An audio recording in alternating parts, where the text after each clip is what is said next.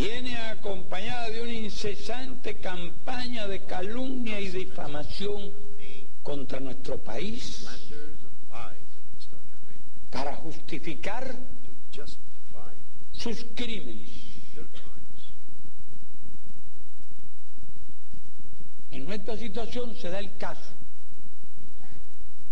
de que se desploma el campo socialista y la URSS y el bloqueo se arrecia.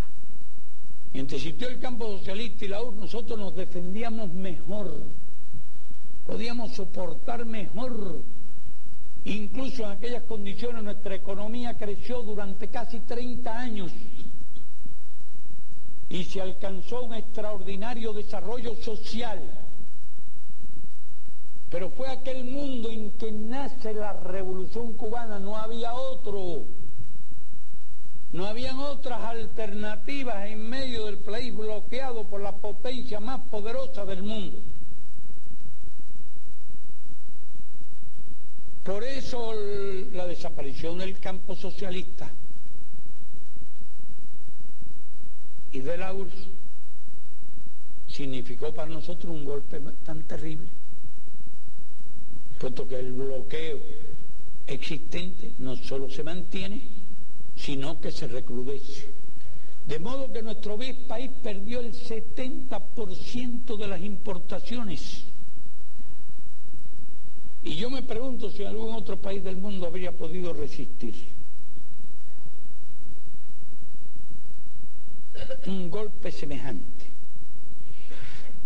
Y me pregunto cuántos días lo habría podido resistir. Si una semana, si 15 días, si un mes. ¿Cómo habríamos podido si no hubiera sido con el apoyo del pueblo? Con el apoyo del pueblo a la revolución. ¿Cómo habríamos podido resistir realmente? Sin nuestro sistema político, sin nuestro sistema democrático, sin la participación directa del pueblo en todas las cuestiones fundamentales, que es la verdadera democracia.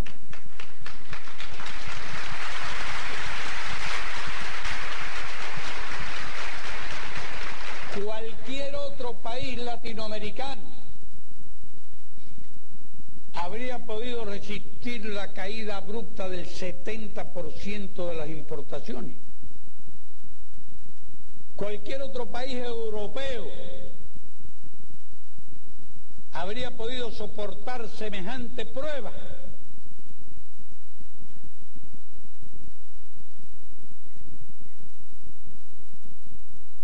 Los políticos, desde el día antes, habrían claudicado, habrían capitulado. Pero nosotros tenemos dignidad, tenemos un sentido del honor y tenemos un apego por los principios.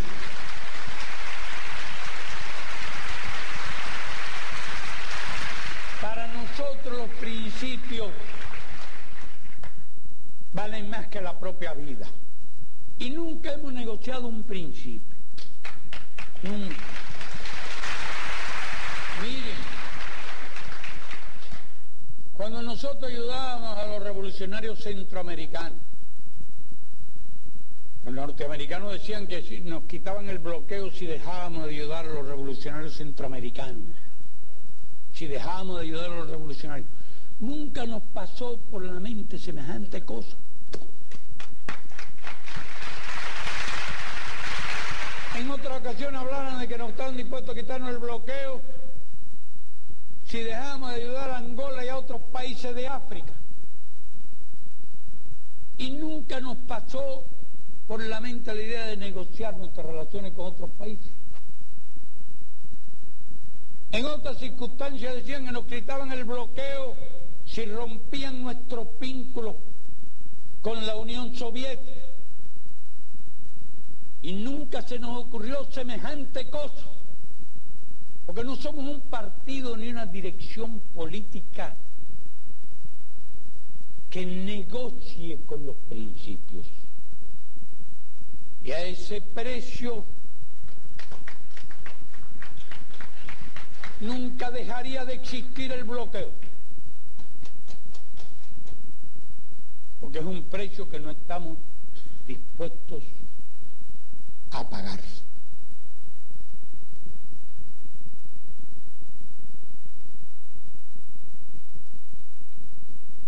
Esta situación nos llevó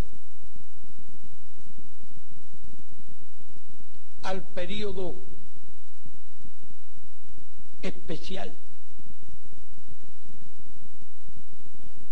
Nosotros veníamos llevando a cabo excelentes planes antes de que ocurriera toda esta catástrofe socialista. Excelentes planes en todos los sentidos. Nosotros estábamos llevando a cabo un proceso de rectificación de errores y tendencias negativas, de viejos errores y de nuevos errores, de viejas tendencias y nuevas tendencias. Y trabajando intensísimamente cuando empieza a producirse toda esta debacle que nos condujo a lo que pudiéramos llamar un doble bloqueo, porque tan pronto se produjo la desintegración del campo socialista y la desintegración de la URSS, y aún antes de la desintegración de la URSS, los Estados Unidos estaban presionando fuertemente para que cesara el comercio de esos países con Cuba. Y cuando la URSS se desintegra al final, los Estados Unidos presionaron fortísimamente y no con poco éxito en cortar el comercio y las relaciones económicas entre los antiguos países del campo socialista y de la URSS y Cuba. De modo que nuestro país se vio envuelto en un doble bloqueo. Y sin embargo había que salvar la patria, había que salvar la revolución, había que salvar el socialismo. Nosotros lo llamamos la conquista del socialismo, porque no podemos decir en este momento que estamos construyendo el socialismo, sino que estamos defendiendo lo que hemos hecho.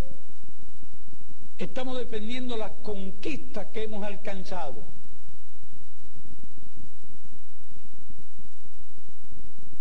Objetivo fundamental en un mundo que había cambiado de manera radical, en que todo el poder del imperio se volvía contra nosotros. Porque, por ejemplo, a China, gran país, inmenso país, que defiende las ideas del socialismo, no le ponen condiciones. A Vietnam, maravilloso y heroico país, no le ponen condiciones. No hay hoy bloqueo contra ellos, bloqueo contra nosotros. Pónganse ustedes en el lugar de nuestro partido y de nuestra dirección. Y en esas condiciones tan difíciles como no existieron nunca jamás, salvar la patria, salvar la revolución y salvar la conquista del socialismo. ¿Qué medida había que tomar en este mundo que existe hoy y que de luego no existirá siempre? Son ilusiones que se hacen aquellos que creen que el neoliberalismo es ya el non plus ultra. Es el ascenso al cielo y a la eternidad del cielo. Para el capitalismo. Son ilusiones que se hacen. Y el mundo nos dará muchas lecciones de lo que va a pasar con todo esto. Sería largo, tema largo de explicar y sería demasiado extenso si nos introducimos en este tema. Pero para ello es eterno. Y hoy se habla de la globalización de la economía. Vamos a ver lo que queda para los países del tercer mundo de esta globalización. Cuando desaparezcan todos los mecanismos de defensa, países del tercer mundo, compitiendo con la tecnología, compitiendo con el inmenso desarrollo de los países capitalistas desarrollados, que ahora tratarán de explotar más que nunca los recursos naturales del tercer mundo. y la mano de obra barata del tercer mundo para acumular más y más capital.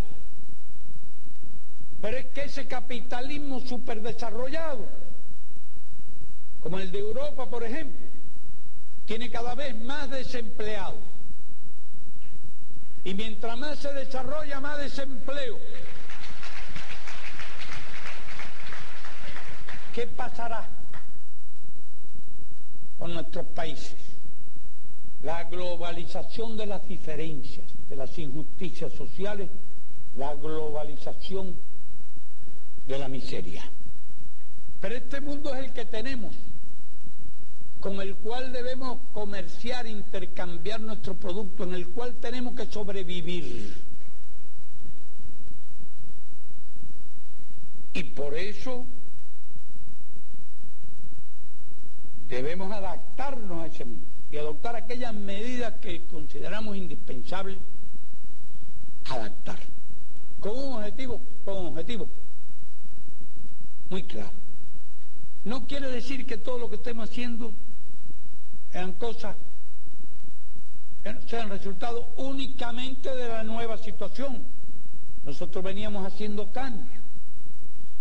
Incluso la idea de la introducción del capital extranjero era anterior al periodo especial.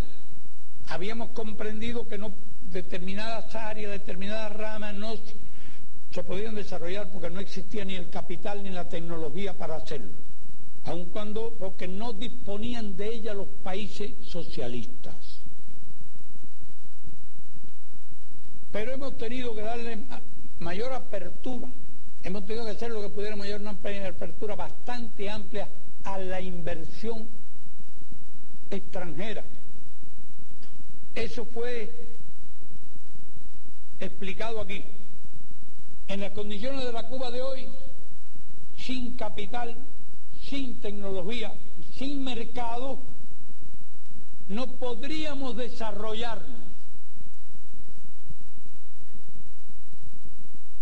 Y hay que todas las medidas, cambios y reformas que vamos haciendo en un sentido y en otro, tienen el objetivo, como se afirmó en esta conferencia, de salvaguardar la independencia, la revolución, que la revolución es la fuente de todo, y las conquistas del socialismo, que quiere decir preservar el socialismo o el derecho a seguir construyendo el socialismo cuando las circunstancias lo permitan.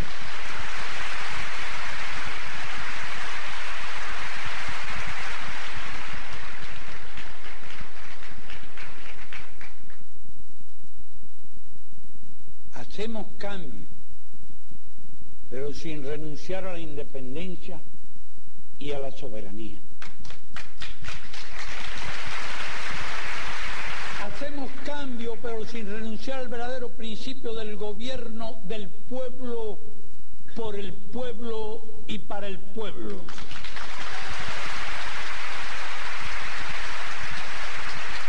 Que traducido al lenguaje revolucionario es el gobierno de los trabajadores, por los trabajadores y para los trabajadores.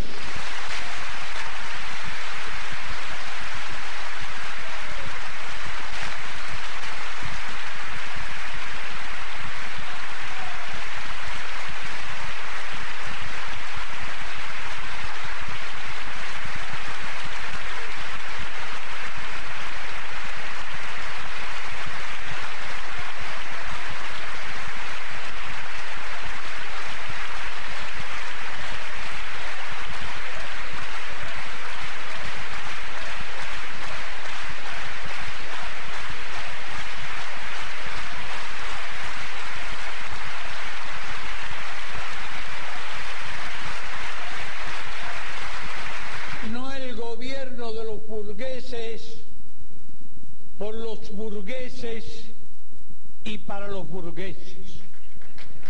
No el gobierno de los capitalistas por los capitalistas y para los capitalistas. No el gobierno de las transnacionales por las transnacionales y para las transnacionales. No el gobierno del imperialismo por el imperialismo.